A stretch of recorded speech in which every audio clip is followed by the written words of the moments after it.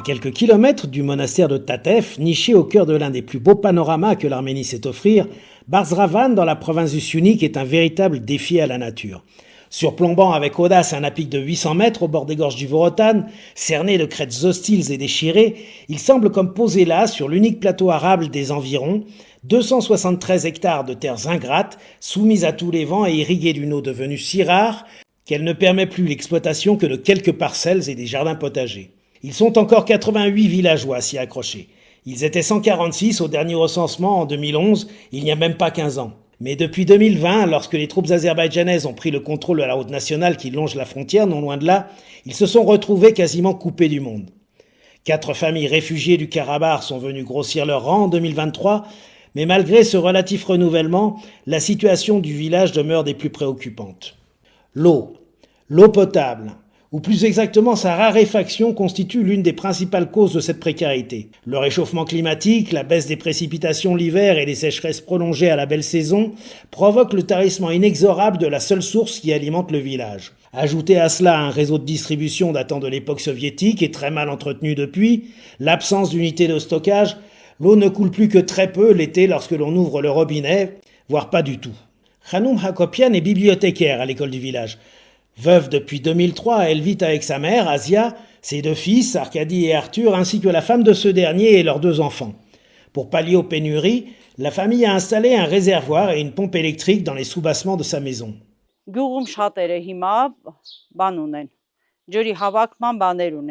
Beaucoup de villageois ont maintenant des appareils pour récupérer l'eau.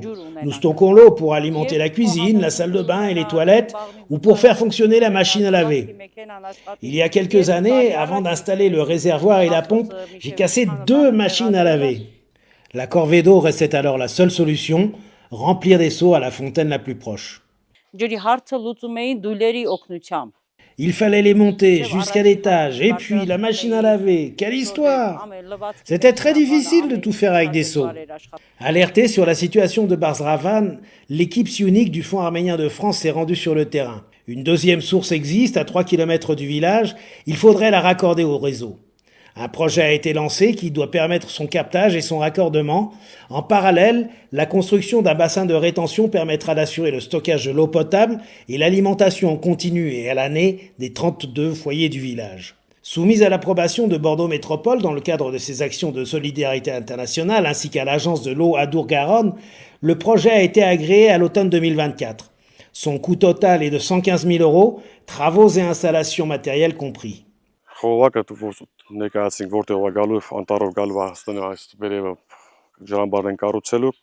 Cette conduite que nous allons construire est un projet d'envergure pour le plus grand bien du village et de ses villageois.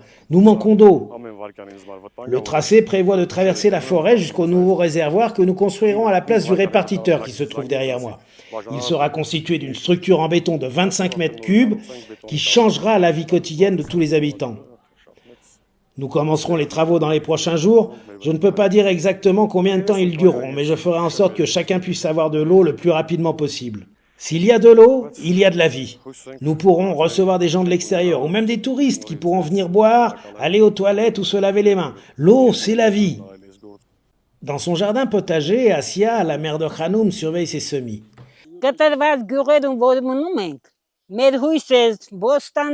Dans ces villages isolés où nous vivons, notre espoir, c'est ce jardin.